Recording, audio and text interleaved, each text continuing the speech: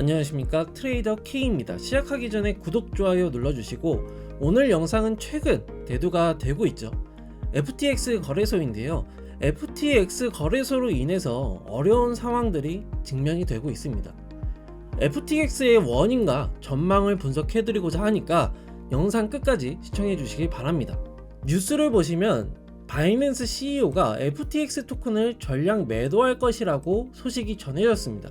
그 뒤로는 주가가 계속해서 하락을 했고요. 그러면은 FTX 거래소로 요약을 하자면은 우선은 FTX와 알라메다의 관계를 알아야 되는데, 이 FTX 대표와 알라메다 대표가 동일 인물입니다. 근데 알라메다가 58억 달러의 FTX 토큰을 보유를 하고 있어요. 최대 주주로. 근데 대차 대조표를 보게 되면은 불분명한 대출이 75억이 가장 중요하다고 생각을 하는데, 여기서 FTX와 지분 관계가 증명이 되질 않습니다. 불투명해요. 그래서 바이낸스 CEO가 FTX 토큰을 5억 달러 전량 청산을 얘기를 한 겁니다.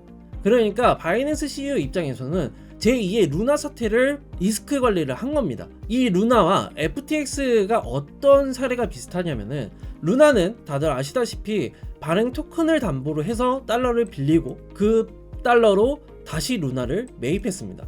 근데 FTX는 발행한 토큰 담보로 해서 달러를 빌렸고 솔라나 등의 투자를 이어갔죠.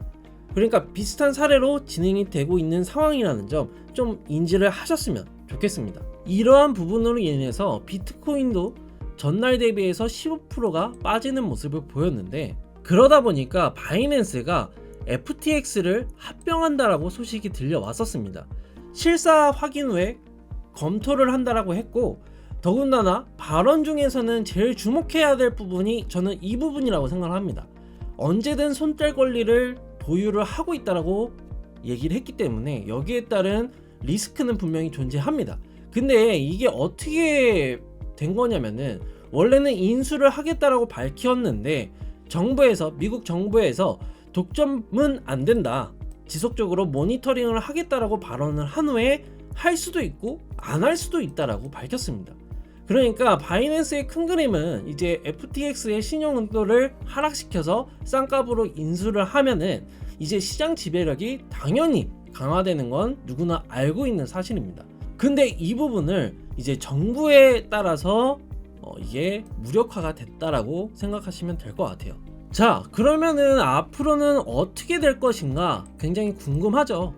근데 다들 아시다시피 이러한 현상들로 인해서 거래소들의 규제는 강화될 겁니다. 대차 대조표의 공개 가능성도 여전히 남아 있고요.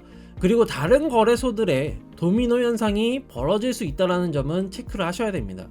근데 바이낸스가 정말 인수를 할 수 있냐 없냐, 이 두 가지를 놓고 보게 된다면은, 진행이 된다면 당연히 악재가 해소되고 시장에는 긍정적인 영향을 끼칠 텐데, 불발이 되게 된다면은 마지막 보류선이 무너진다라고 생각하시면 될 것 같아요.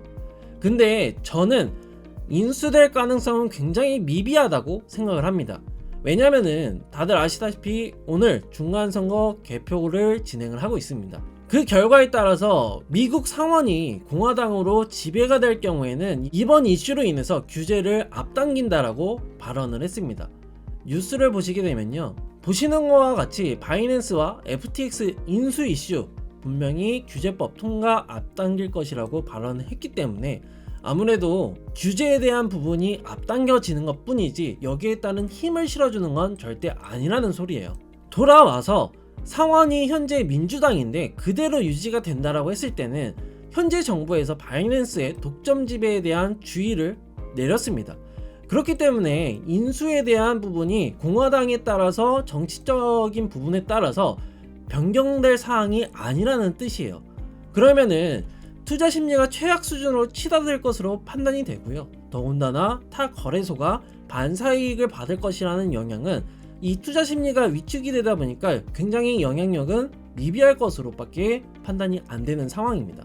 그러니까 정리를 해드리자면은 바이낸스가 FTX를 인수할 가능성이 적고, 그리고 이에 따른 자금 이탈 현상은 계속될 겁니다. 또 타 거래소의 반사이익은 미비할 뿐만 아니라 투자 심리가 더욱 위축이 될 수밖에 없기 때문에 아무래도 시장의 방향성은 하방으로 봐야 되는 상황이 맞다라고 생각하시면 될 것 같아요. 그렇기 때문에 포트폴리오를 구성을 하시더라도 현물 같은 경우에는 비중이 줄여지는 게 맞는 거고, 선물에 대해서는 양방향이 투자가 가능하기 때문에 선물 포트폴리오를 늘려가야 되는 시점이 아닌가라고 조심스럽게 말씀을 드리도록 하겠습니다.